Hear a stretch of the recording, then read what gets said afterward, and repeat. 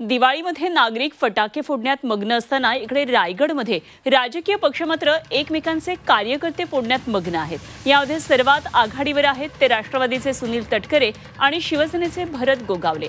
आगामी स्थानिक स्वराज्य संस्था निवडणुकीच्या पार्श्वभूमीवर दोन्ही पक्षाची एकमेकांवर कुरघोडी सुरू आहे। दिवाळीनंतर हा सामना अधिकच रंगतदार होण्याची शक्यता आहे आणि त्यात भरत गोगावलेंनी मात्र जिल्हा परिषद निवडणुकीसाठी राष्ट्रवादीसमोर युतीचा प्रस्ताव ठेवलाय। शिवसेनेकडून कोणताही प्रस्ताव आला नसल्याचं सांगत तटकरेंनी मात्र इरादे स्पष्ट केले।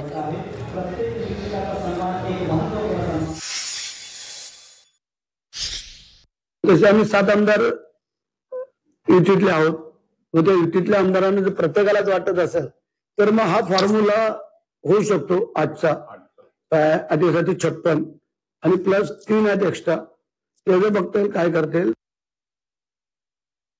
की नेमका काय प्रस्ताव आहे, कसा आहे ते तर कळलं पाहिजे। कारण इतके दिवस काय काय वक्तव्य होतो ती आपण पाहिलेली आहात। उलट होणारच नाही, आम्ही करतो आहोत, आम्ही मागतो आहोत। मी मागे सांगितलं की आम्ही काय कोणाकडे कधी युतीचा प्रस्ताव ठेवलाही नव्हता किंवा त्या संदर्भातली चर्चा आता जिल्हा परिषद पंचायत समितीच्या मार्फत नव्हती।